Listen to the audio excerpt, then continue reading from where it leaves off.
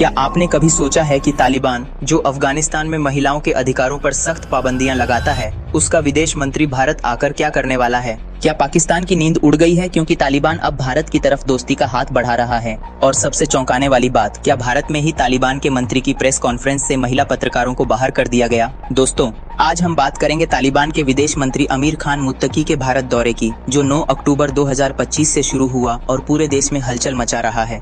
ये दौरा सिर्फ एक मुलाकात नहीं, बल्कि एक बड़ा राजनीतिक खेल है जो पाकिस्तान को झटका दे रहा है और भारत की कूटनीति को नई दिशा। आइए जानते हैं। मुत्तकी का ये दौरा 2021 में तालिबान के अफगानिस्तान पर कब्जे के बाद किसी तालिबानी नेता का पहला आधिकारिक भारत दौरा है। संयुक्त राष्ट्र ने उनकी यात्रा पर लगे प्रतिबंध को अस्थायी रूप से हटाया ताकि वो आ सकें। 10 अक्टूबर को उन्होंने विदेश मंत्री एस जयशंकर से मुलाकात की, जहां व्यापार, मानवीय सहायता, वीजा आसान करने और चाबहार बंदरगाह जैसे मुद्दों पर बात हुई।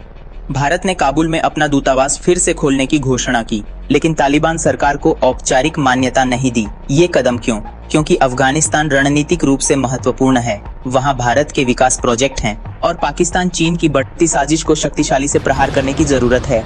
लेकिन इसी बीच एक चौंकाने वाला विवाद हुआ। 11 अक्टूबर को मुत्तकी दिल्ली में प्रेस कॉन्फ्रेंस कर रहे थे, लेकिन अफगान दूतावास में महिला पत्रकारों को एंट्री नहीं दी गई।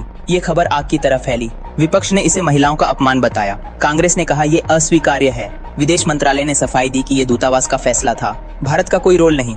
हंगामे के बाद मुत्तकी ने दूसरी प्रेस कॉन्फ्रेंस बुलाई, जहां महिलाएं शामिल हुईं और इसे तकनीकी गलती बताया। लेकिन सवाल उठता है, क्या ये तालिबान की महिलाओं पर पाबंदियों का भारत में असर है? अफगानिस्तान में लड़कियों की शिक्षा पर रोक है और ये दौरा उसकी याद दिलाता है। फिर भी मुत्तकी देवबंद के दारुल उलूम मदरसे गए, जहां उन्हें जोरदार स्वागत मिला। उन्होंने कहा, भारत में हमें प्यार मिला, रिश्ते मजबूत होंगे। काबुल आइए।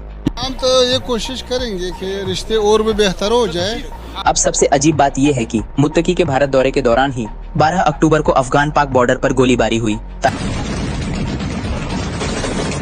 तालिबान ने दावा किया कि 58 पाकिस्तानी सैनिक मारे गए, 25 चौकियां कब्जे में लीं। पाकिस्तान ने कहा 200 से ज्यादा तालिबानी मारे गए, 19 अफगान पोस्ट कब्जे में। ये आंकड़े अनुमानित हैं, क्योंकि दोनों तरफ से पुष्टि नहीं। पाकिस्तान ने टीटीपी, पाकिस्तानी तालिबान को आश्रय देने का आरोप लगाया और बॉर्डर बंद कर दिया। क्या ये मुत्तकी के भारत दौरे से पाकिस्तान की जलन है? एक्स पर यूजर्स कह रहे हैं, पाकिस्तान को झटका, तालिबान अब भारत का साथी।